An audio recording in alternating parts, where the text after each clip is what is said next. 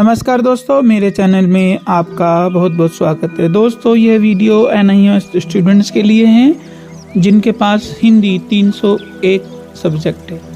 इस वीडियो में आप चैप्टर 3 को बहुत ही मनोरंजक ढंग से समझेंगे। तो आइए स्टार्ट करते हैं वीडियो को। 12वीं क्लास हिंदी 301 चैप्टर 3 रीति काव्य।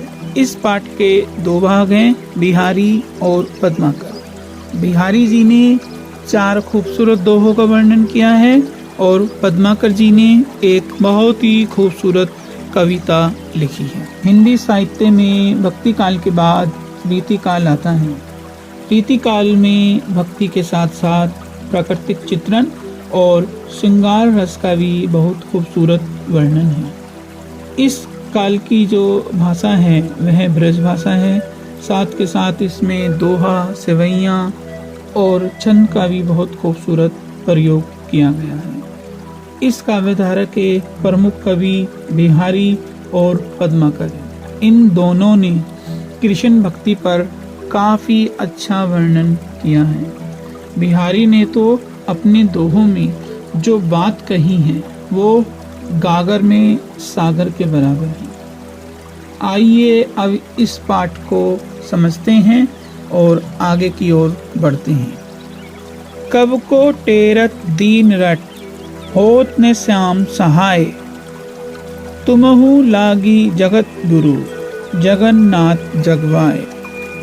भक्ति काल में जो रिश्ता भक्त और भगवान का रहा, रीति काल में रिश्ता आगे बढ़ गया। यहाँ भक्त अपने को भगवान के बराबर मानने लगा है और भगवान से लड़ाई करने लगा है और कह रहा है कि हे भगवान, आप मेरी बात सुन नहीं रहे हो, मेरे दुखों का निवारण कर नहीं रहे। यहाँ पर बिहारी जी ने इस दोहे में बड़ा सुंदर वर्णन किया है। यहाँ बिहारी जी भगवान श्री कृष्ण से कहते हैं कि हे स्वामी, हे भगवान श्री कृष्ण, आप मेरी बात को सुन नहीं रहे हो, मेरे दुखों को दूर नहीं कर रहे हो। आप सारी दुनिया के गुरु हो, जगत स्वामी हो। लगता है आपको संसार की हवा लग गई है। जैसे इस दुनिया में सब अपने काम में मस्त हैं, किसी को किसी से कोई मतलब नहीं है, किसी इंसान को किसी इंसान के दुख दर्द से कोई मतलब नहीं है। इसी तरह हे भगवान श्री कृष्ण, आपको भी दुनिया की हवा लग गई है, आपको भी मेरे दुखों का एहसास नहीं है, इसलिए मेरे दुखों को आप कम नहीं कर रहे हैं। जैसे सब अपने काम में व्यस्त हैं, लगता है भगवान श्री कृष्ण आप भी ऐसे ही हो गए हो। कनक कनक ते सोगुनी, मादक ता अधिकाय, वा खाए बोरात हैं, या पाए बोराए। दोहे की व्याख्या समझने से पहले यहाँ पर आए कुछ कठिन शब्द की मीनिंग समझना बहुत जरूरी है। यहाँ कनक वर्ड 2 बार आया है। कनक कनक, पहले कनक का मतलब है सोना। पहले के ज़माने में करेंसी मुद्रा नहीं थी, कागजी नोट नहीं थे। पहले व्यक्ति का सम्मान और धनवान होने का पता सोने से चलता था। जिस व्यक्ति के पास जितना अधिक सोना है वह उतना धनवान। दूसरे कनक का मतलब है धतूरा। यह एक नशीला पदार्थ है, इसे खाने से नशा हो जाता है। इसमें 2 वर्ड और आए हैं, बोरात या बोराए। बोरात का मतलब है नशा, खुमानी, जिसमें व्यक्ति को नशा हो जाता है और वह बहकी बातें करने लगता है। एक और वर्ड है बोराए, जिसका मतलब है बोराना। इस शब्द का मतलब है पागलपन। जब व्यक्ति पागल हो जाता है तो उसको हम बोराना कहते हैं। आइए अब इस दोहे के अर्थ को ठीक से समझते हैं। इसमें बिहारी जी कहते हैं कि सोने में धतूरे से भी 100 गुना अधिक नशा होता है। अगर कोई व्यक्ति धतूरा खा ले तो उसका नशा उसे एक दिन या कुछ दिन तक रहता है। इसमें उसको मदहोशी होती है, बहकी बहकी बातें करता है। लेकिन अगर किसी के पास सोना है और उसको सोने का नशा हो जाए तो वो नशा नहीं होता, वो नशा पागलपन का नशा होता है। इसमें व्यक्ति पागलों जैसी बातें करता है, अपने को धनवान और दुनिया को कुछ और ही समझने लगता है। अर्थात इसमें बिहारी जी कहते हैं कि सोने में धतूरे से 100 गुना अधिक नशा होता है और वह व्यक्ति अपनी बातों को बहुत बड़ा चढ़ाकर बताने लगता है।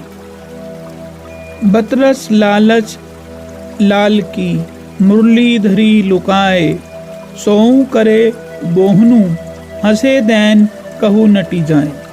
भगवान श्री कृष्ण जी बांसुरी बहुत खूबसूरत बजाते थे। वह बांसुरी की धुन में इतना नशा घोल देते थे कि जो भी उस बांसुरी की धुन को सुनता था वह मोहित होकर कृष्ण जी के नशे में चूर हो जाता था। यहाँ पर बिहारी जी कहते हैं कि एक गोपी ने कृष्ण जी की इसी बांसुरी को छुपा लिया है। कृष्ण जी उससे वापस अपनी बांसुरी मांगते हैं और उसे कसम देते हैं कि मुझे मेरी बांसुरी लौटाओ, लेकिन गोपी उस बांसुरी को वापस नहीं कहती हैं। बांसुरी को वापस करने की हामी भरती हैं, लेकिन बाद में मुकर जाती हैं और हंस रही हैं और मुस्कुरा रही हैं। ऐसा वो इसलिए कर रही हैं क्योंकि जब तक श्री कृष्ण जी बांसुरी नहीं बजाते, जब तक वो उनसे बातें करते रहेंगे। अर्थात जब तक श्री कृष्ण जी बांसुरी नहीं बजा रहे हैं तब तक वो गोपियों से बातें करते रहेंगे। इसीलिए वह उनकी बांसुरी को वापस नहीं करना चाहती और कृष्ण जी से खुद बातें करना चाहती हैं। कहलाने एकत बसत अही मयूर मुरुगबाद, जगत तपोवन सो कियो दीरत दात निदाद। इस दोहे में बिहारी जी ने कहलाने वर्ड का इस्तेमाल किया है। यहाँ कहलाने वर्ड का मतलब है व्याकुल होना। यहाँ पर बिहारी जी कहते हैं कि जैसे तपोवन होता है, तपोवन एक ऐसी जगह होती है जहाँ पर ऋषि मुनि तपस्या करते हैं और वहाँ पर किसी भी प्रकार की हिंसा वर्जित होती है। यहाँ पर शेर, चीते, हिरन और भी बहुत से जानवर सब साथ साथ रहते हैं। कुछ समय के लिए हिंसा हो भी जाती है, लेकिन बाद में सब अपने आप ठीक हो जाता है। यह जगत भी तपोवन के जैसा ही होना चाहिए। यहाँ पर सभी लोग आराम से बिना हिंसा के रहने चाहिए। अगर कुछ समय के लिए या किसी इंसानों में मतभेद या हिंसा हो भी जाए, जिस प्रकार तपोवन में यह समस्या कुछ समय के बाद अपने आप ठीक हो जाती है, इस जगत में भी ऐसी स्थिति होनी चाहिए। अर्थात बिहारी जी ने इस जगत को तपोवन कहा है।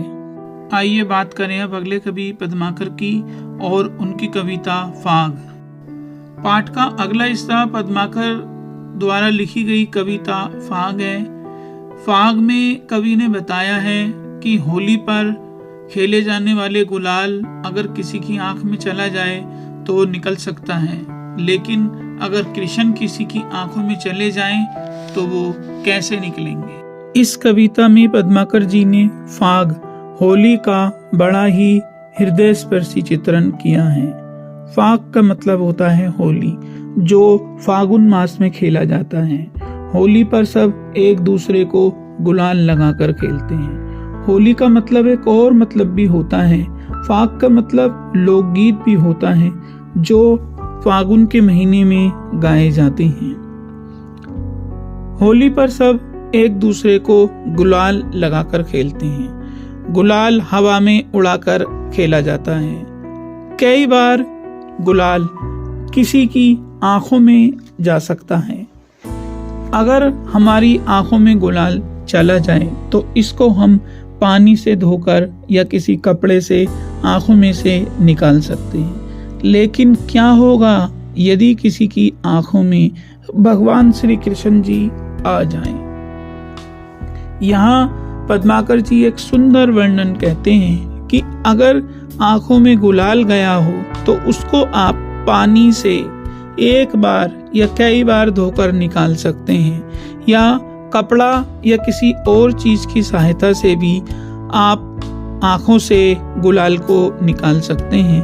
लेकिन क्या होगा यदि किसी गोपी की आंखों में भगवान श्री कृष्ण जी चले जाएं, अर्थात उसकी आंख के अंदर ही भगवान श्री कृष्ण जी चले गए हैं। अब हम इसको कैसे निकालेंगे?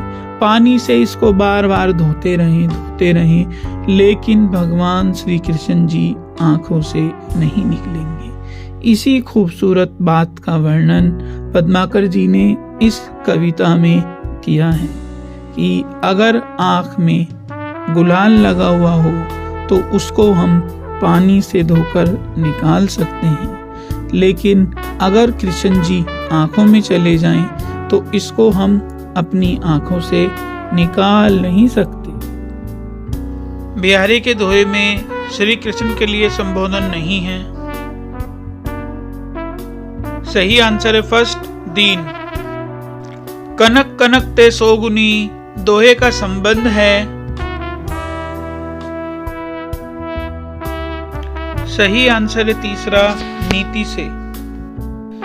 कृष्ण से बातें करने का आनंद पाने के लिए गोपियां क्या करती हैं? सही आंसर है पहला, मुरली को छुपा देती हैं। कनक कनक ते सोगुनी में कौन सा अलंकार है?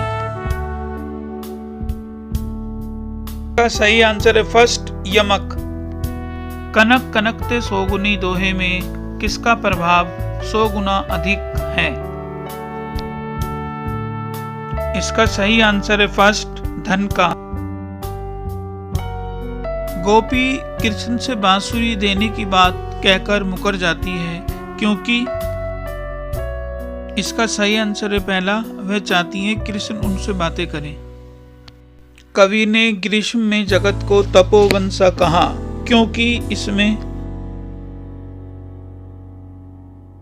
इसका सही आंसर है पहला, एक दूसरे के शत्रु भी साथ साथ रहते हैं। पद्माकर की गोपी किसे धो धो कर हार गई? इसका सही आंसर है तीसरा, कृष्ण की छवि को। परीक्षा की दृष्टि से इंपॉर्टेंट वर्णनात्मक प्रश्न।